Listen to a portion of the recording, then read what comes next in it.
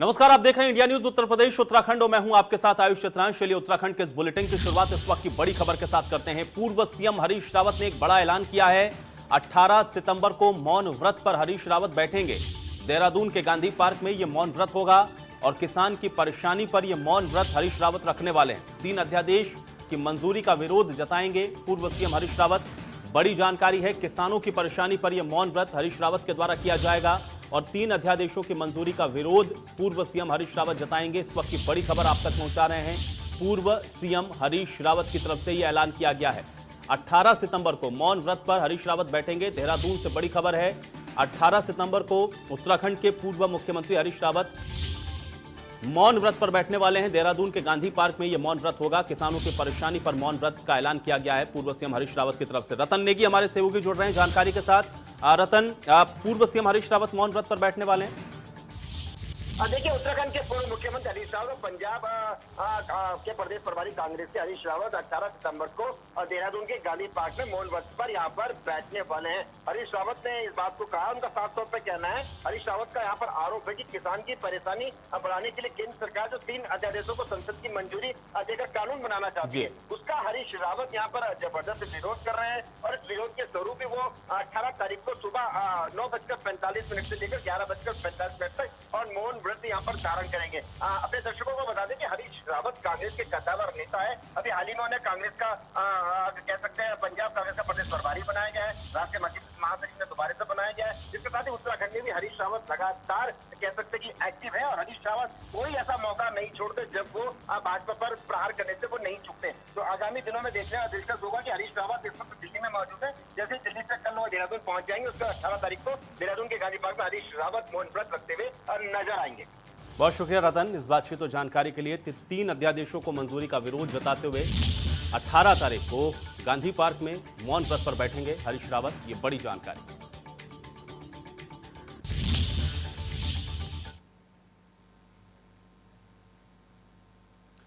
चलिए बढ़ेंगे आगे। ऋषिकेश में अखिल भारतीय आयुर्विज्ञान संस्थान यानी कि एम्स ऋषिकेश में अब एयर एम्बुलेंस सेवा रेगुलर तौर पर संचालित हो सकेगी।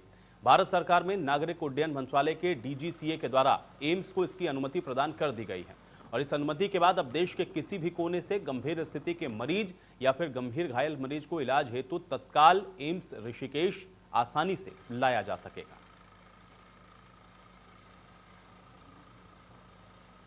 एम्स ऋषिकेश हेलीपैड को डीजीसीए द्वारा अब पूर्ण रूप से अनुमति मिल चुकी है। हमारा एसओपी डीजीसीए द्वारा ओके कर दिया गया है और अब एम्स ऋषिकेश का हेलीपैड विधिवत रूप से रेगुलर ऑपरेशंस करने के लिए स्वतंत्र है। एम्स ऋषिकेश में अब न केवल स्टेट के बल्कि स्टेट से बाहर पूरे इंडिया से कोई भी एयर एम्बुलेंस सर्विसेज और मेडिकल सर्विसेज के लिए हेलीकॉप्टर्स लैंड कर सकते हैं और ये सुविधाएं हमारे यहाँ पे चालू हैं। वहीं मंगलवार को निजी स्कूल की फीस माफी की मांग को लेकर के जल संस्थान परिसर में पानी की टंकी पर पार्षद के चढ़ जाने के मामले में अब पार्षद के ही खिलाफ आत्महत्या के प्रयास में मुकदमा दर्ज किया गया है। 5 नामजद और 4 अन्य आरोपियों के खिलाफ भी यह मामला हल्द्वानी कोतवाली में दर्ज है। पुलिस अधिकारियों के मुताबिक सड़क पर जुलूस निकालने, पानी की टंकी पर चढ़ने और इस घटनाक्रम के दौरान सड़क पर मची अफरा तफरी के मामले को लेकर के विभिन्न धाराओं के तहत मुकदमा पंजीकृत किया गया है। इस मामले की जांच अब हो रही है। एसपी सिटी अमित श्रीवास्तव के मुताबिक बिना अनुमति के सड़क पर जुलूस निकालने के बाद मची अफरा तफरी को लेकर के वीडियो रिकॉर्डिंग भी करवाई गई। इससे लोग भी चिन्हित हो रहे हैं। गौरतलब है कि पार्षद रोहित प्रकाश निजी स्कूलों की फीस माफी की मांग को लेकर के सरकार के द्वारा इसकी अनदेखी किए जाने के बाद जल संस्थान परिसर में बने पानी की टंकी पर चढ़ गए थे।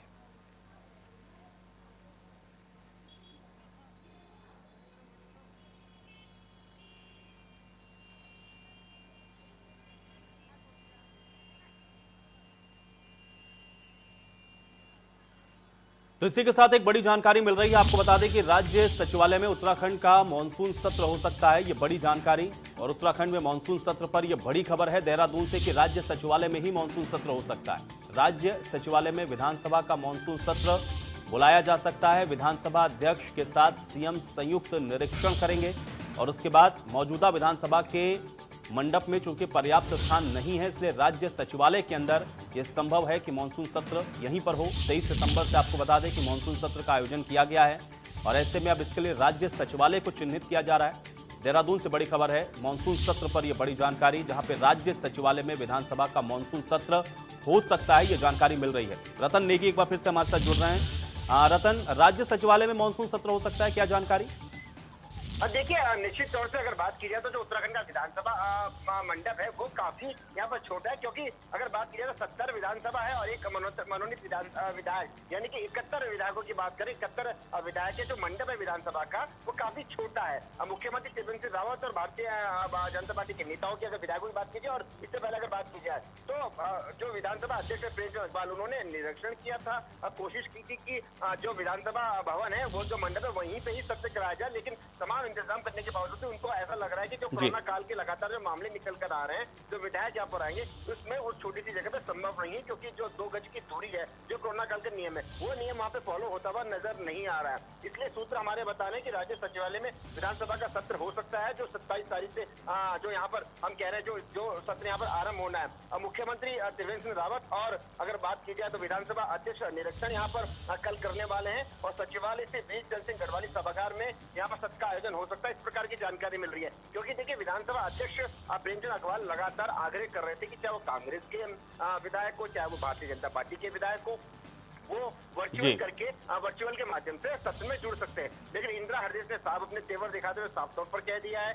उनका साफ इरादा है कि 20 तारीख को जब कार्यमंत्रणा की बैठक होगी उसमें यहाँ पर तय होगा कि सत्र में वर्चुअल में हम आएंगे या सत्र के अंदर उपस्थित हम रहेंगे। तो कहीं ना कहीं विपक्ष अपना मोर्चा खोला हुआ है, वो तमाम मुद्दों को लेकर के सरकार को घेरना चाहता है, चाहे रोजगार का मामला हो, रोजगार जो लोगों को नहीं मिल रहा है, बेरोजगार जो लगातार सड़कों पर प्रदर्शन करते हुए नजर आ रहे हैं, चाहे महेश नेगी यौन शोषण का आरोप जो उन पे लगा, उनके भाजपा विधायक पे लगा, और तमाम ऐसे कई मुद्दे हैं, महंगाई जैसे मुद्दे हैं, इनको लेकर के विपक्ष ने अपनी रणनीति बनाई है कि सरकार को घेरेगा। इसलिए विपक्ष सदन में आना चाहता है, क्योंकि इनकी संख्या 11 महज 11 ही है।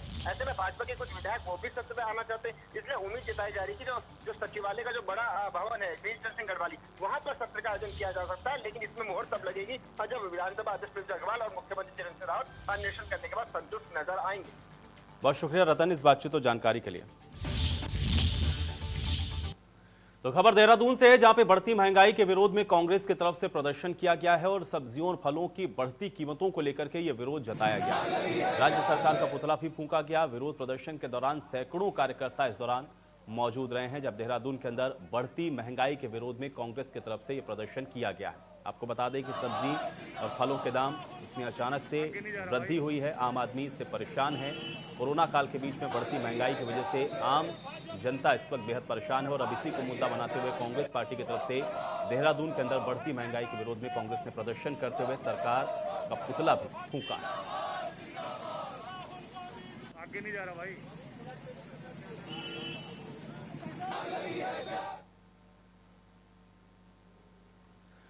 उत्तराखंड में कोरोना के बढ़ते मामले पर अब सियासत तेज हो गई है और कांग्रेस ने जल्द ही स्वास्थ्य सेवाओं में सुधार न होने पर आंदोलन की चेतावनी भी दे दी है। कांग्रेस के प्रदेश उपाध्यक्ष सूर्यकांत धस्माना ने सरकार पर हमला करते हुए कहा है कि राज्य की स्वास्थ्य व्यवस्था पूरी तरह से चरमराई हुई है।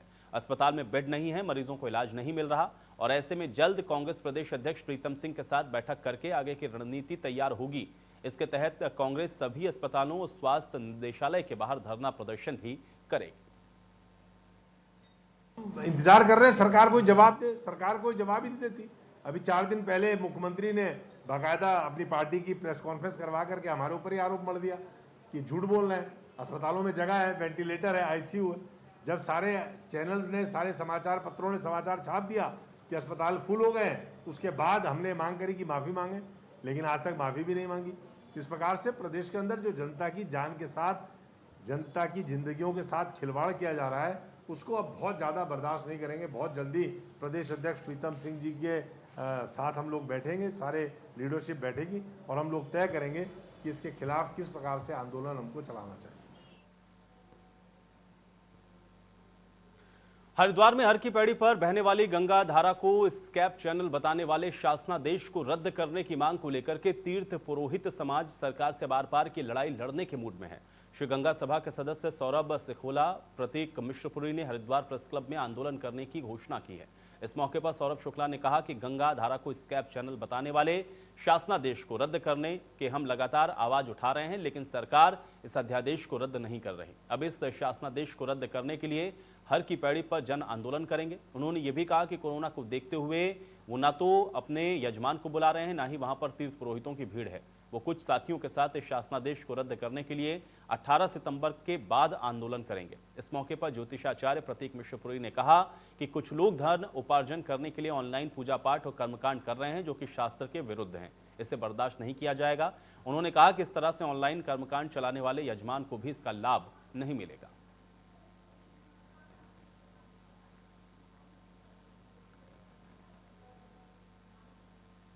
वहीं दून उद्योग व्यापार मंडल ने अगले 3 शनिवार रविवार को बाजार लॉकडाउन करने का फैसला किया है और सोमवार को व्यापार मंडल की कई इकाइयों ने पूर्ण लॉकडाउन की भी मांग रखी। हालांकि इस पर एक राय नहीं बनी। बाद में फैसला ये लिया गया कि कोरोना संक्रमण को रोकने के लिए अगले 3 शनिवार व्यापारी खुद ही अपने प्रतिष्ठान को बंद रखेंगे। उन्होंने प्रशासन और सरकार से 2 दिन के साप्ताहिक लॉकडाउन में कर्फ्यू लगाने की मांग की है। दून उद्योग व्यापार मंडल के संरक्षक अनिल गोयल ने बताया है कि राजधानी में कोरोना संक्रमण के मामले बेहद तेजी से बढ़ रहे हैं और इसकी रोकथाम के लिए अगले 3 शनिवार और रविवार को प्रशासन का सहयोग मिलने पर ही इसको बंद रखा जाएगा। अनिल गोयल ने यह भी बताया कि व्यापार मंडल के पदाधिकारी जल्द ही मुख्यमंत्री से इस संबंध में बातचीत करेंगे।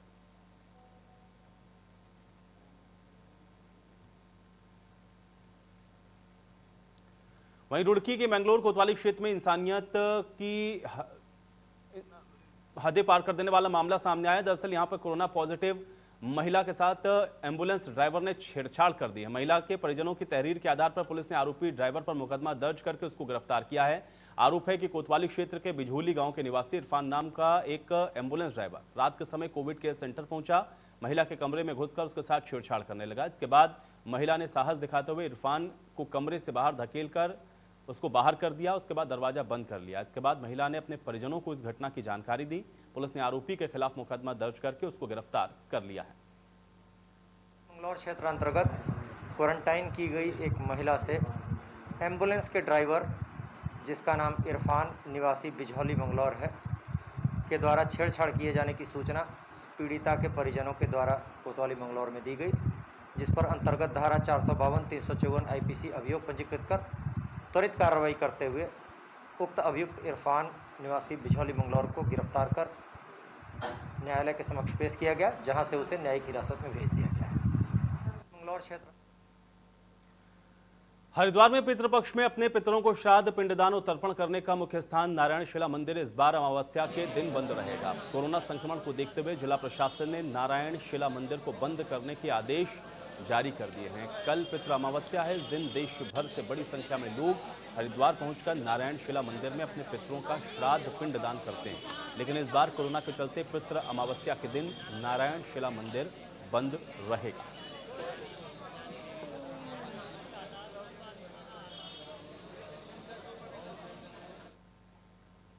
मसूरी में बीजेपी का स्वच्छता अभियान और पीएम के 70वें जन्मदिन पर सेवा सप्ताह पार्टी मना रही है। लोगों को पर्यावरण को लेकर के इस दौरान जागरूक किया गया है। सेवा सप्ताह से आयोजित किए जा रहे हैं कार्यक्रम। सोशल डिस्टेंसिंग का भी इस दौरान खास ख्याल रखा जा रहा है।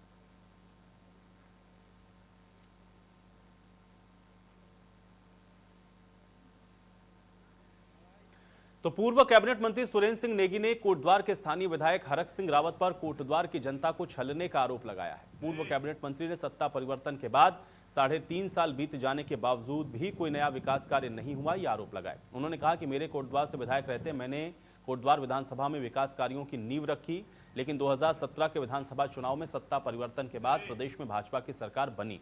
बीजेपी सरकार काबिज होते ही पूर्ववर्ती सरकार के द्वारा किए गए शिलान्यास और शासनादेश पर स्थानीय विधायक हरक सिंह रावत ने रोक लगा दी।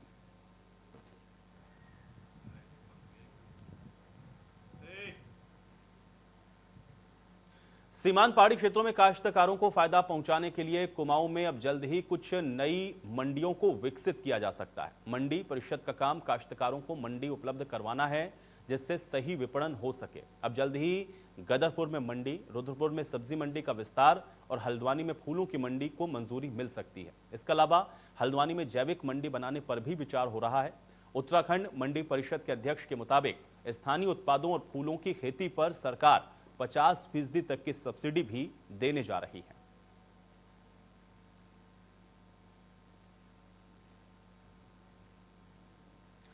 तो उत्तराखंड में कोरोना संक्रमण का कहर जारी है। पिछले 24 घंटे में 1391 नए संक्रमित मरीज मिले हैं और अब तक संक्रमित मरीजों की संख्या 34,000 के पार हो गई है। प्रदेश में अभी भी 10,739 एक्टिव मरीज हैं और 23,000 से ज्यादा मरीज ठीक होकर घर लौटे हैं। स्वास्थ्य विभाग के मुताबिक पिछले 24 घंटे में प्रदेश में 11,580 सैंपल्स की जांच हुई है। देहरादून में सबसे ज्यादा 421 कोरोना के मरीज हैं। उधम सिंह नगर में 318, नैनीताल में 226, हरिद्वार में 219, उत्तरकाशी में 51, पौड़ी में 38, टिहरी में 31, पिथौरागढ़ में 30, रुद्रप्रयाग में 27, चंपावत में 23 और चमोली में 7 संक्रमित मिले हैं। अल्मोड़ा और बागेश्वर जिले में बीते 24 घंटे में कोरोना संक्रमण का एक भी मामला नहीं मिला है।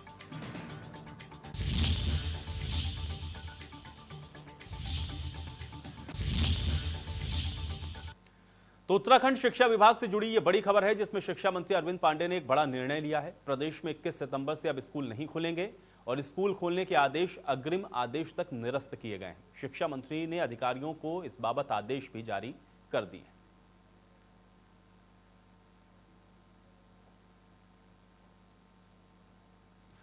जूना अखाड़े के द्वारा पवित्र छड़ी यात्रा का आयोजन हो रहा है और 17 सितंबर को छड़ी यात्रा हरिद्वार माया देवी मंदिर के से चारों धाम की यात्रा के लिए रवाना होगी। मुख्यमंत्री त्रिवेंद्र सिंह रावत छड़ी यात्रा को रवाना करेंगे। मंगलवार को हरिद्वार में पवित्र छड़ी को गंगा स्नान करवाया गया और उसके बाद नगर भ्रमण के साथ ही पवित्र छड़ी दक्षेश्वर महादेव मंदिर पहुंची, जहां पर विधि विधान के साथ दक्षेश्वर महादेव की पूजा की गई। और इसके मौके पर अखाड़ा परिषद के महामंत्री हरिगिरी महाराज ने कहा, जूना अखाड़े के द्वारा प्राचीन काल में बागेश्वर से चार धाम यात्रा के लिए छड़ी यात्रा निकाली जाती रही है। इस बार अखाड़ा परिषद के प्रस्ताव पर राज्य सरकार ने भी मुहर लगा दी।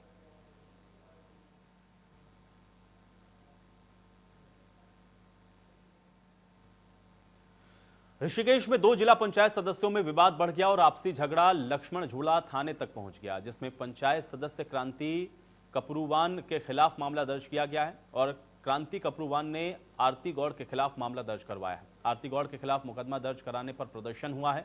पूर्व विधायक शैलेंद्र रावत के नेतृत्व में यह प्रदर्शन किया गया है।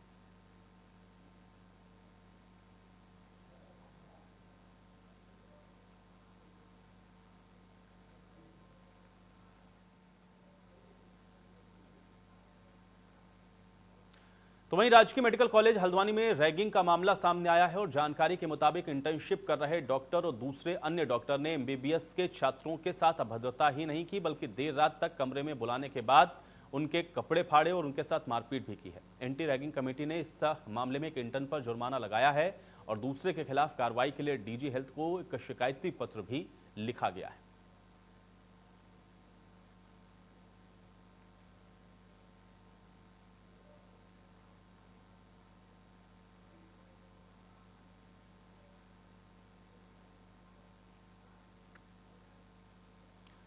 वहीं रुड़की में मगरमच्छ दिखने से लोगों में दहशत फैली हुई है। लोगों ने आनन फानन में वन विभाग को इसके बाद फोन किया और वन विभाग ने विशालकाय मगरमच्छ को इसके बाद पकड़ा है। करीब 3 क्विंटल का यह मगरमच्छ बताया जा रहा है। वन विभाग की टीम ने मगरमच्छ को इसके बाद गंगा में छोड़ दिया।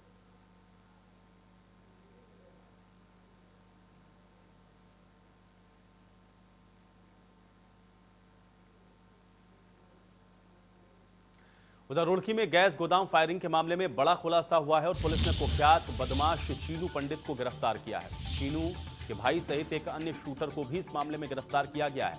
फायरिंग में इस्तेमाल पिस्टल और बाइक भी पुलिस ने बरामद की है। तो इस पूरे घटनाक्रम का पुलिस ने खुलासा करते हुए कुख्यात बदमाश चीनू को गिरफ्तार किया है। पुलिस ने कुख्यात बदमाश चीनू पंडित को गिरफ्तार कर लिया है। इस फायरिंग में इसको मुख्य आरोपी बताया जा रहा है। चीनू के भाई सहित एक अन्य शूटर को भी इसमें गिरफ्तार किया गया है। ये बड़ी सफलता उत्तराखंड में पुलिस को मिली है, जहां पे फायरिंग में इस्तेमाल पिस्टल और बाइक भी पुलिस ने बरामद किए हैं और चीनू पंडित को गिरफ्तार किया गया है।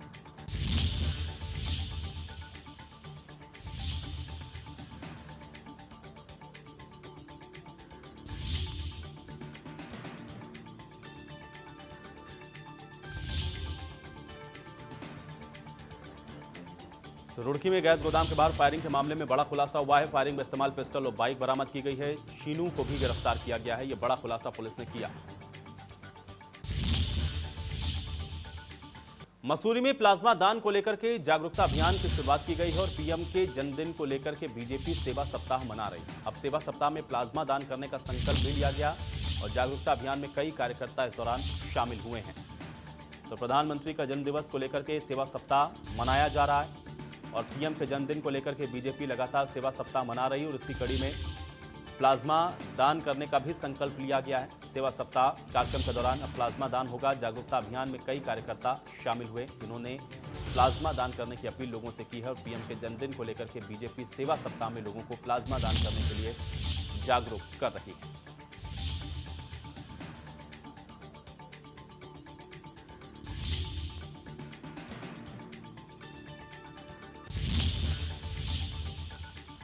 उत्तराखंड में आम आदमी पार्टी का जनाधार लगातार बढ़ता जा रहा है और आम आदमी पार्टी से प्रभावित होकर के कई युवा अब आम आदमी पार्टी का दामन थाम रहे हैं और इसी कड़ी में आज देहरादून के कई युवाओं ने आम आदमी पार्टी का दामन थामा है। आप पार्टी के प्रदेश अध्यक्ष एस कलेरा का कहना है कि उत्तराखंड में युवा अरविंद केजरीवाल से प्रभावित होकर के आम आदमी पार्टी का दामन थाम रहे हैं क्योंकि अरविंद केजरीवाल बोलते कम हैं और काम ज्यादा करते हैं।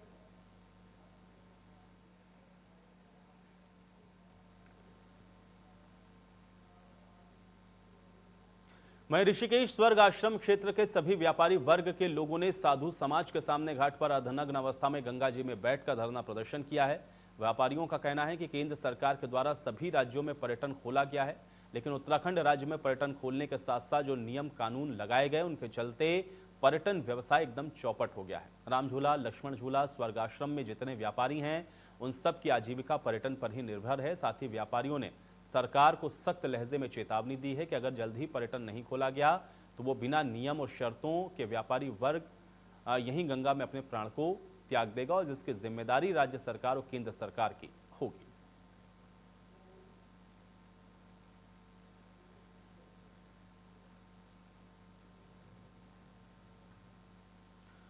और चलिए इसी के साथ एक बड़ी जानकारी नोएडा से मिल रही है, जहां पर नोएडा में मुठभेड़ को लेकर के यह बड़ी खबर है। तो नोएडा में पुलिस और बदमाशों में मुठभेड़ हुई है, ये बड़ी खबर आप तक पहुंचा रहे हैं और मुठभेड़ में 3 बदमाशों को गोली लगी है। नोएडा से ये बड़ी जानकारी। इस वक्त बदमाशों के पास लूट का सामान और 3 तमंचे भी बरामद किए गए हैं। बदमाशों ने अलीगढ़ में ज्वेलर्स से लूटपाट की थी और मुठभेड़ नोएडा में हुई जिसमें 3 बदमाश को गोली लगी है। बड़ी जानकारी है, नोएडा में पुलिस और बदमाशों के बीच मुठभेड़ की यह जानकारी सामने आ रही है। मुठभेड़ में 3 बदमाशों को गोली भी लगी है। इस वक्त की बेहद अहम जानकारी, बड़ी खबर। मुठभेड़ में 3 बदमाश घायल हुए हैं। बदमाशों के पास लूट का सामान, 3 तमंचे भी पुलिस ने बरामद किए हैं। अलीगढ़ में आपको बता दें कि इन बदमाशों ने ज्वेलर्स के साथ लूटपाट की थी और नोएडा में पुलिस के साथ इनकी मुठभेड़ हुई, जहां पर लूट का सामान और अवैध तमंचे भी पुलिस ने इनके पास से बरामद किए हैं। ललित मोहन हमारे सहयोगी जुड़ रहे हैं जानकारी के साथ। ललित, बताएं, नोएडा में मुठभेड़ हुई बदमाशों के साथ, 3 बदमाशों को गोली लगी है, क्या जानकारी? देखिए, अभी करीब थोड़ी देर पहले ही जो है जब पुलिस को ये जानकारी मिली कि कुछ संदिग्ध लोग हैं, तब पुलिस ने उनकी घेराबंदी करी है और पुलिस और बदमाशों के बीच फायरिंग हुई बाकायदा। उसी फायरिंग के दौरान तीनों बदमाशों को जो है गोली लगी है। फिलहाल जो जानकारी आई है सामने वही आई है कि अलीगढ़ में एक सोने की दुकान पर जो सोनार था उसको इन्होंने लूटा था। तमाम चीजें इनसे बरामद की गई हैं और अगर ये कहा जाए तो पुलिस के लिए एक बड़ी सफलता है। जी ललित, बहुत शुक्रिया इस बातचीत और जानकारी के लिए।